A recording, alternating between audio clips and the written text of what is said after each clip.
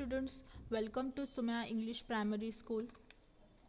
Standard 7th subject Hindi. आज हम पढ़ने वाले हैं पोएम नंबर 2 फूल और कांटे। सबसे पहले मैं पोएम रीड करूँगी, उसके बाद में आपको एक्सप्लेन करूँगी। पोएम नंबर 2 फूल और कांटे। इसके लेखक है अयोध्या सिंह उपाध्याय उर्फ हरि औध। है जन्म लेते जगह में एक ही पौधा उन्हें है पालता। रात में उन पर चमकता चांद भी एक सी चांदनी है डालता। मेह उन पर है बरसता एक सी उन पर हवाएं है बही।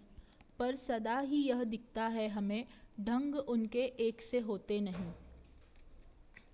छेद कर काटा किसी की उंगलियां, फाड़ देता है किसी का वरवसन।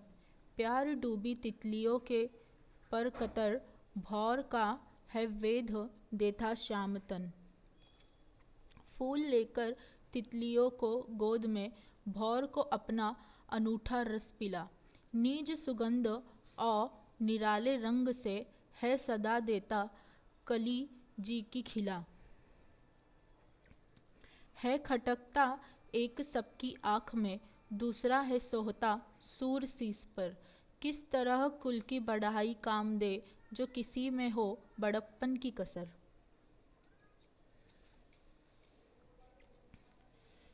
है जन्म लेते जगह में एक ही पौधा उन्हें है पालता। फूल और कांटे जो होते हैं वो एक ही जगह पर जन्म लेते हैं, यानी जहाँ पर फूल उगता है वहीं पर कांटे भी उगते हैं। दोनों एक ही पौधे में आते हैं। रात के समय जो चांद होता है वो इक्वली अपनी चांदनी जो होती है, अपनी जो रोशनी होती है फूल के ऊपर भी उतनी ही डालता है जितनी कांटों के ऊपर डालता है। मेह उन पर है बरसता एक सी उन पर हवाएं है बही। मेह उन पर है एक सा बरसता। मेह यानी जो आकाश में जो बादल होते हैं वो एक सा ही बरसता है। जितनी बारिश फूलों के ऊपर उतनी होती है उतनी ही कांटों के ऊपर भी होती है। एक सी उन पर हवाएं है बही, और हवा भी जितनी कांटों को लहराती है उतना ही फूलों को भी लहराती है। पर सदा ही यह दिखता है हमें ढंग उनके एक से नहीं होते, लेकिन हमेशा ये हमें दिखाई देता है कि कितना भी इक्वली फूल और कांटे रहने के बावजूद उनका जो ढंग होता है वो एक जैसा नहीं होता है। छेद कर काटा किसी की उंगलियां, फाड़ देता है किसी का वरवसन। कांटा किसी भी उंगलियों को छेद कर घायल कर देता है। किसी के सुंदर कपड़े जो होते वस्त्र, वरवसन यानी जो वस्त्र होते कपड़े होते वो फाड़ देता है। प्यार डूबी तितलियों के पर कतर, भौर का है वेद देता श्यामतन। फूलों को आकर्षित करने वाली जो तितलियाँ होती है अगर वो उनके पास जाती है तो कांटा उनको जो होता है उनके पंखों को कतर देता है। भौरे के शरीर को भी छेद देता है यानी चुभ जाता है। फूल लेकर तितलियों को गोद में, भौर को अपना अनूठा रस पिला।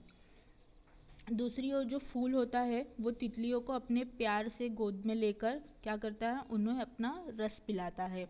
निज सुगंध और निराले रंग से है सदा देता कलीजी की खिला।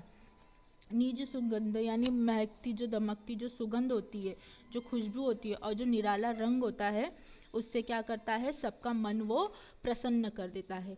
एक तरफ फूल होता है जो क्या करता है, भौरों को अपने पास बुलाता है, अपना रस पिलाता है और अपने अलग अलग रंग से, अपनी महक से उनको प्रसन्न कर देता है, खुश कर देता है।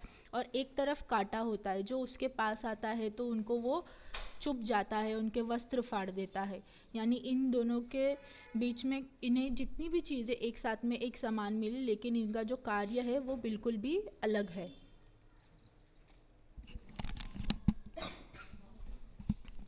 है खटकता एक सबकी आँख में, दूसरा है सोहता सुर शीस पर। है खटकता एक सबकी आँख में। कांटा जो होता है, कांटे का जो व्यवहार होता है वो सबकी आँख में खटकता है, सबको चुभता है। लेकिन जो फूल होता है, फूल को लोग अपने पास लेकर रखते हैं, उसको देवताओं पे चढ़ाते हैं, उसकी खुशबू से प्रसन्न होते हैं। किस तरह कुल की बड़ाई काम दे, जो किसी में हो बड़प्पन की कसर।